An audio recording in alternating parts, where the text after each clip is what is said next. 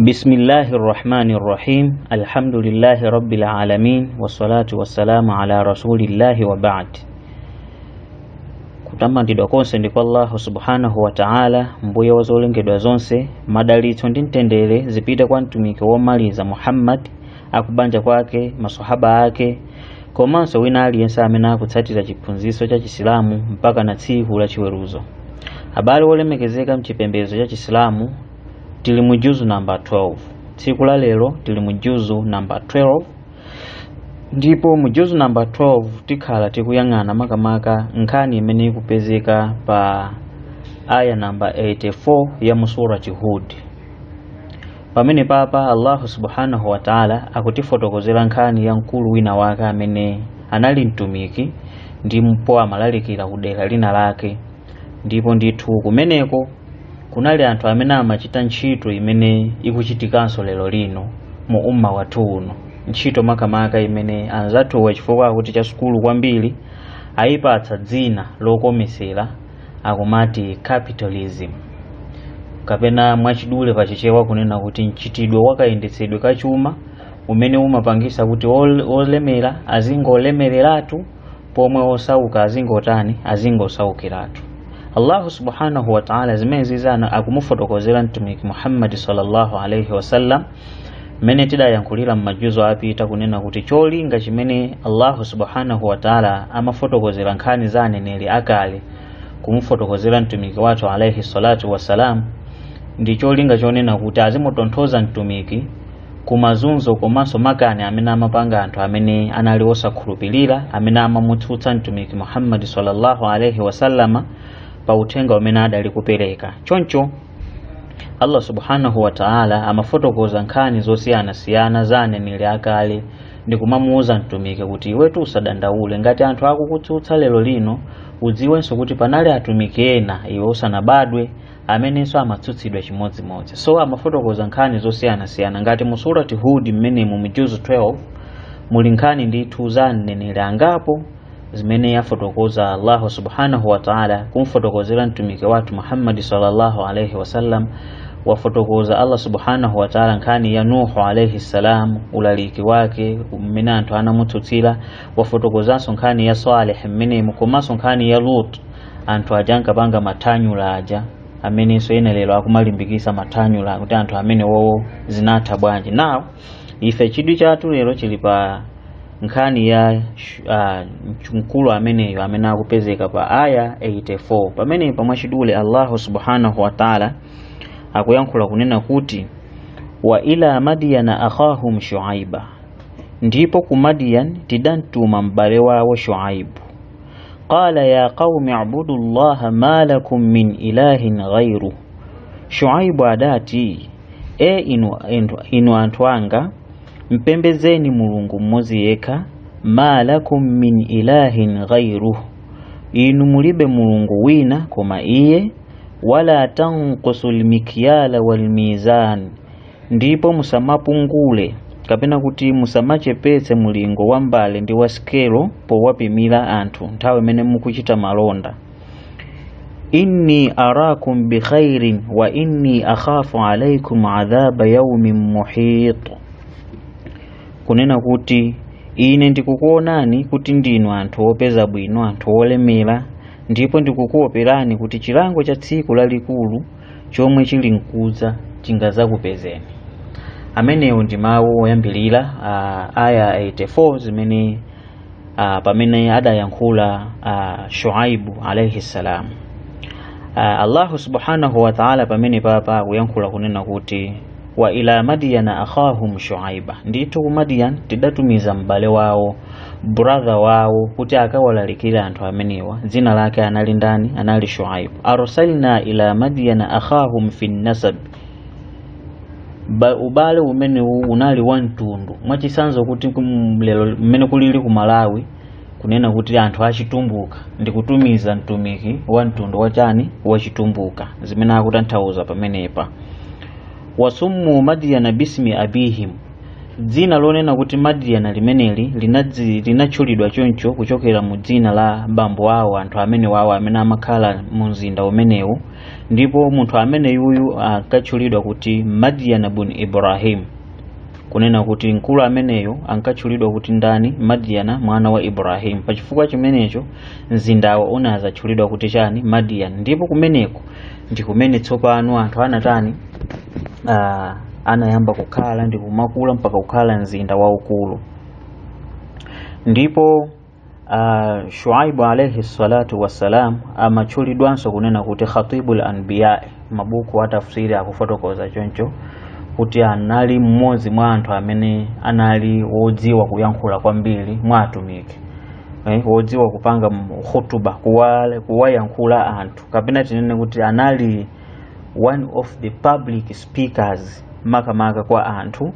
Auti zimenezi zinkachitika chifukwa chani? Ankatchulidwa dzina limene chifukwa chani? Li husni murajaatihi liqaumi, chifukwa chonena kuti anali kupanga kuyankhulana bwino ndi anthu ake. Shuaibu alayhi salatu wasalam, panali communication ya bwino pakati pa iyeyo ndi anthu ake. Ndiye Shuaibu alayhi salatu wasalam anayankhula kwa anthu kunena kuti ya qaumi ibudullaha ma lakum min ilahin ghairu, inu anthu anga inu ndithu mpembezeni mulungu mmodzi yekha, mulibe mulungu wina koma iyeyo. Nkhani ya tauhidi takhala ndi kunena nthawi ndi nthawi kunena kuti atumiki onse uthenga wawo oyambilira umene amalalikira umakhala wa tauhidi, kuti mulungu ndi mmodzi, anthu akuyenera kumpembedza mulungu mmodzi yekha popanda kumphatikiza ndi kena kalikonse. Lero lino anthu akamalalikira za tauhidi zimakhala zomvetsa chisoni, pamabwera section ina ya anthu ndikumana iyayi mukamakamba za maakida za tauhidi ndi kuti zimenezo mudanisa anthu mwakuti zimenezo zisiyeni kaya. Iyayi, uthenga wa Chisilamu oyambilira ndi umene wowo wonena kuti anthu ampembeze Allah subhanahu wa ta'ala mmodzi yekha popanda kumphatikiza ndi china chilichonse.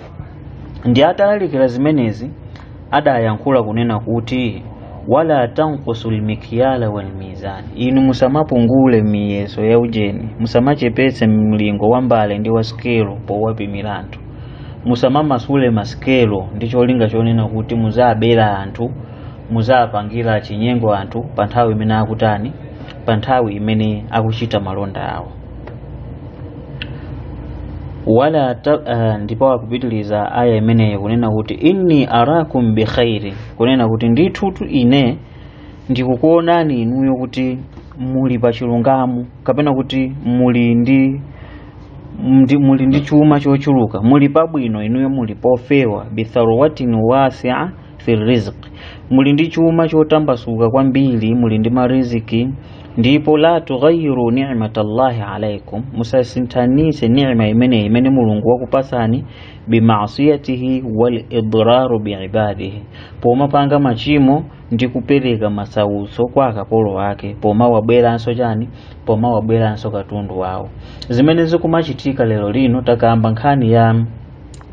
nkhani ya capitalism, kapena kuti nchitidwe umene umapangisa kuti anthu olemera azingolemereratu pamene anthu osauka azinka ndi anasaukirabe.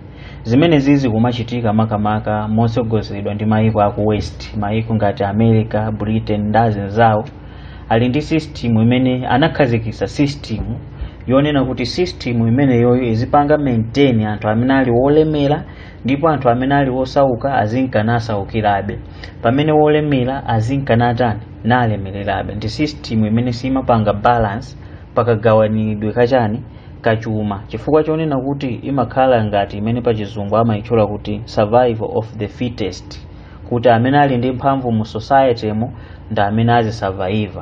Ikagwa kaya ndi kwacha ndiye kuti amene ali ndi chuma chambiri ndi amene azipindula ndi kugwa kwa kwacha imeneyi, pamene amene alibe chuma ndiye kuti azivutika kwambiri ndi kugwa kwa chani kwa kwacha imeneyi. Zimene anachita pokhazikisa mabungwe amene amapondereza anthu ngati IMF, amati International Monetary Fund, komanso World Bank, mabungwe amene kuti muonetsetse muona kuti amapweteka maiko osauka ndi ngongole, pamwamba apo ndikuyikanso ma interest ochuluka, maiko ache ndikumangovutika kubwenza chani, kubwenza ngongole zimene zija. mchitidwe umenewu unayamba kale ndipo woyamba kudzudzula system imeneyi anali ndani? Anali Shuaibu alayhi salatu wassalam. Ananena kuti inuyo ndikukuonani kuti anthu anga inu ndi anthu ochita bwino, choncho musapondeleze anthu osauka. Ndendende ngati zimene zikumachitika lero masiku ano, kuti maiko osauka amene anazipasa mayina kuti G8, maiko olemera amene mpaka anazipasa mayina kuti ndi iwowo ndi ma G8, mwapeza kuti iwowo ali ndi chuma cha nkhani ndipo akumapanga control maiko 100 chakuta amene ali osaukitsitsa. Ndikumaonesesa kuti maiko amene wazinga osaukabe. Zimene zozo zimene mtumiki wathu Shuaibu alayhi salatu wassalam amadzudzula ndithu mu nthawi yake. Ndi akupitiliza kunena kuti wa ya qaumi awfu al-mikyala wal mizana bil qisti, kunena kuti inu anthu anga inu kwanilitsani mulingo wa mbale ndi wa skelo mwachilungamo,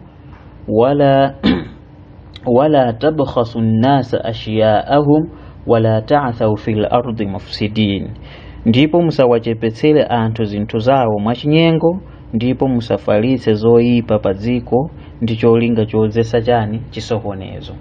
Akupitilira Shuaibu alayhi salatu wassalam pamenepa kuwalangiza anthu ake kunena kuti chimene mukuyenera kuchita inuyo ndi kuonesesa kuti maskelo ali achilungamo.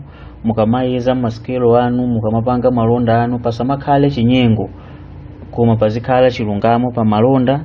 Komanso inuyo musawachepesere anthu zinthu zawo, musatenge katundu wa anthu mwachinyengo, musawononge chuma cha anthu mwachinyengo, ndipo musafalise chani? Musafalise zinthu zoyipa pa dziko lapansi. Ngati mene lero limentanenera zimene masuperpower akumapanga kunena kuti basi kumagwirisa ntchito chuma pofalisa zinthu zoyipa pa dziko lapansi. Asapapa mulole mathanyula tikupasani aid, akuti direct budgetary support. Mukalola azimayi kuti azichosa mimba, abortion, basi tikupasani ndalama mwakuti tikupasani ma US dollars mwakuti, ma billion dollars mwakuti. Cholinga chofuna kudzesa chisokonezo pa dziko lapansi. Zimene zizi ndithu ndi zimene amaletsa ndani? Ndi zimene amaletsa Shuaibu alayhi salatu wassalam. Ndiyeno pa aya namba 86 akupitilira Shuaibu ulaliki wake kunena kuti baqiyatullahi khairul lakum in kuntum mu'minin wama ana alaykum bihafidh, chuma chimene wakusiyirani Allah subhanahu wa ta'ala munjira yovomerezeka ndicho chimene chili chabwino ngati inuyo muli anthu okhulupirira, ndipo ine sikuti ndi msungi wanu kuti ndikufuna kuti muzindisungira. Ayi, zimene zonso anayankhulanso Shuaibu kuwalangiza anthu amene wakuti chuma chimene mungachipeze chimene chili cha halali, chimene chatsala, chimene chili cha halali, pambuyo ponena kuti mwachita chilungamo, mwakaoda katundu wanu, mwakulisa mwachilungamo, ka mwapeza kaujeni ka profit koshepa, koma ngati ka profit kukapezeka munjira ya chilungamo, akuti zimenezo ndi zabwino kwambiri, komanso zikhala ndi mabaraka ochuluka kuposa chuma chimene mwachipeza munjira yakuba, kapena ya chinyengo, kapena yowalanda anthu, kapena yozesa chisokonezo pa dziko lapansi. Profit imene munthu ungayipeze chifukwa choti malonda ako wachita bwino ndi yabwino kusiyana ndi profit imene ungayipeze chifukwa kuti wanamiza anthu, wapanga chemistry, wapeza ma profit munjira yowanyenga anthu. Zimene zozo ndi zolakwika. Ndiye pa aya 87 anthu a Shuaibu sopano anayamba kuyankha kunena kuti qalu ya Shuaibu asalawatuka ta'muruka an natruka ma ya'budu abauna au an naf'ala fi amwalina ma nasha innaka la antal halimur rashid.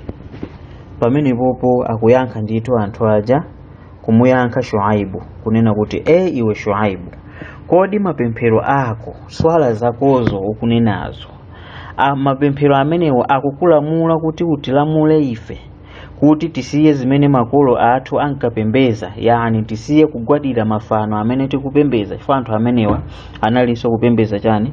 Analinso kupembeza mafano.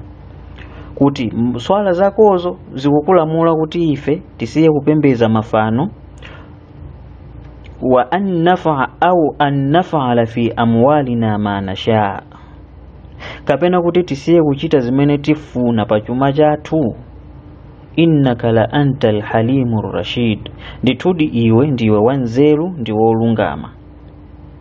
Izizi koma munena mwachipongwe kumuyamikira kumene kuti iwe ndi wanzeru komanso ndiwe wolungama, inali mocking imene kumpanga moko. Zimene zonso anamasulira Ibn Abbas mutafsiri yake kuti kuyamikira kumene kunali kwabodza kungofuna kumutani kumpimpa mumaso.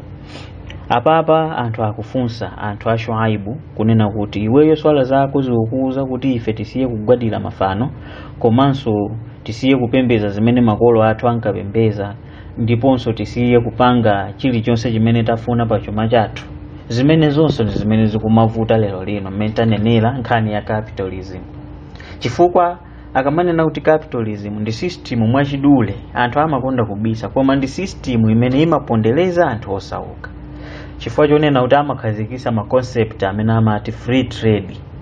Kunena kuti free trade system kunena kuti basi munthu chuma chake akhoza kuchipanga control mmene angafunire.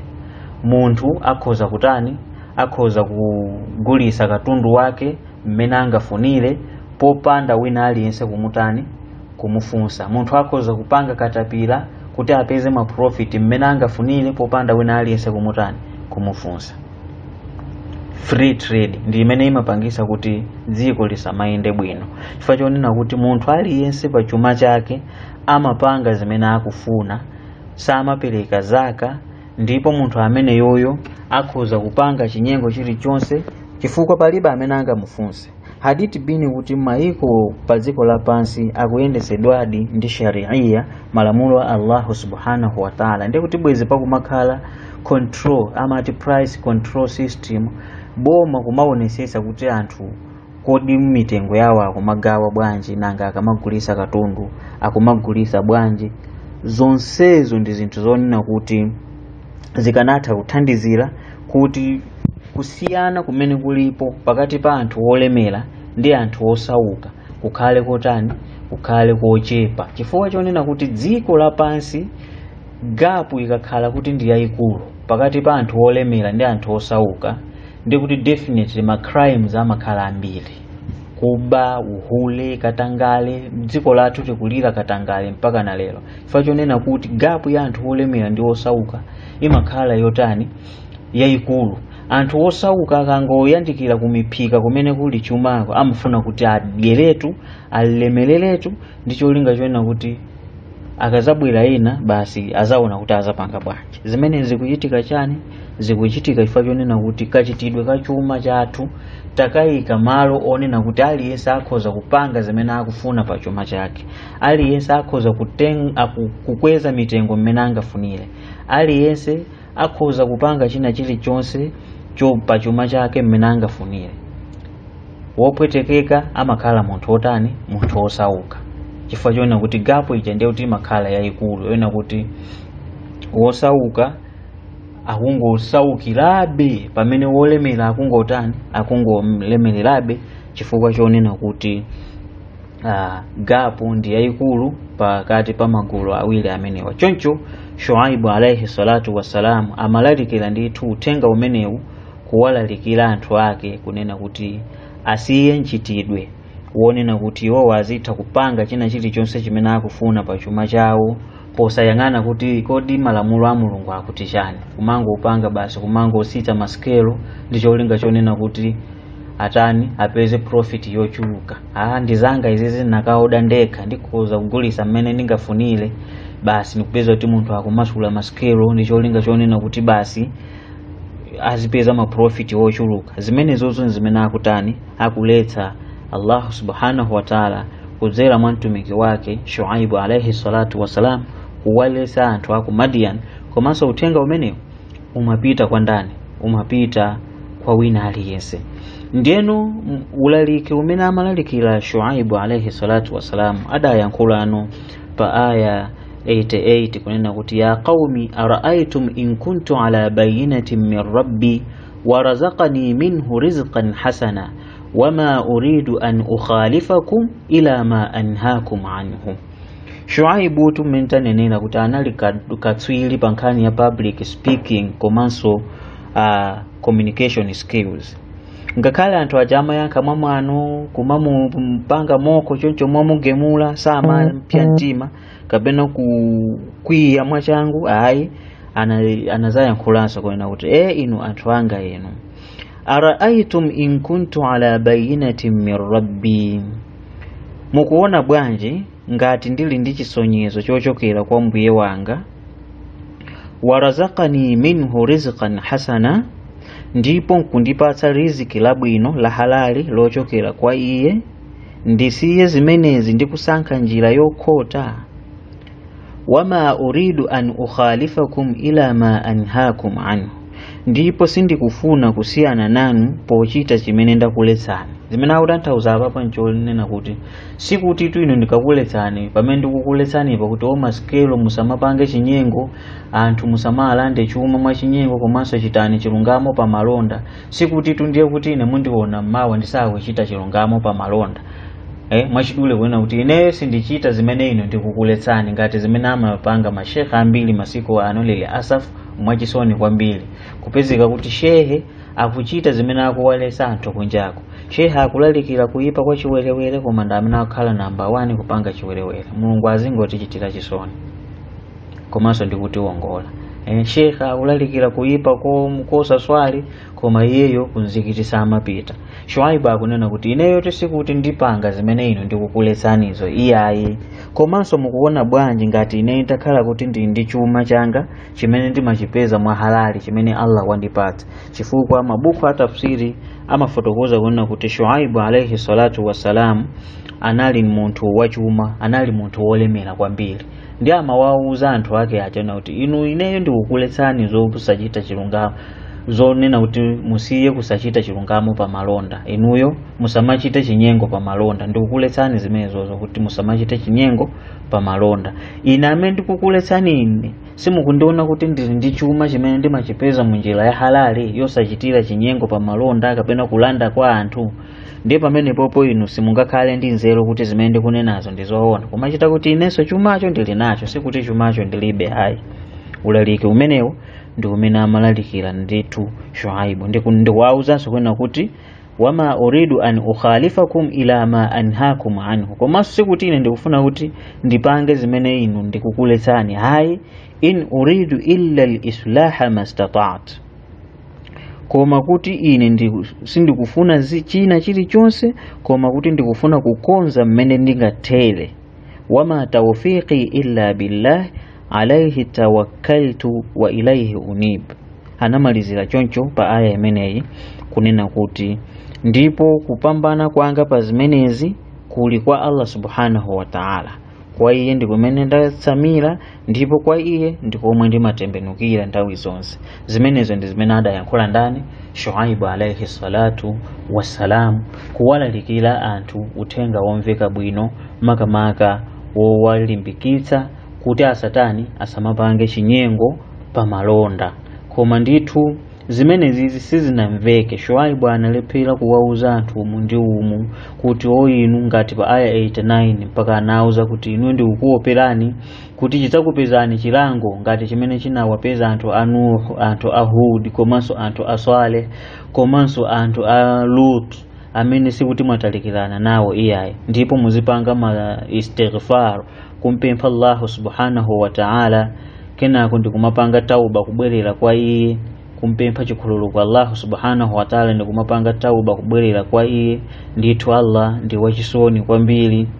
Komano atalalikira uthenga wonsewo, yankho limene anthu a Shuaibu amapereka ndilonena kuti pa aya 91 akuti qalu ya Shuaibu ma nafqahu kathiran mimma taqul wa inna lanaraka fina dha'ifa walaula rahtuka larajamnak wama anta alaina biaziz. Kunena kuti wetu Shuaibu zonse zimene ukuyankhulazo ife sitikumva kena kalikonse. Zonse zimene ukuyankhula ife palibe chimene chikulowa mmutumu, chifukwa kutiuza zinthu zina kuti zopanda maumboni mwakuti mmene amayankhulira anthu amwano muja basi. Ayi wewe kuno kuti uza chani iwe?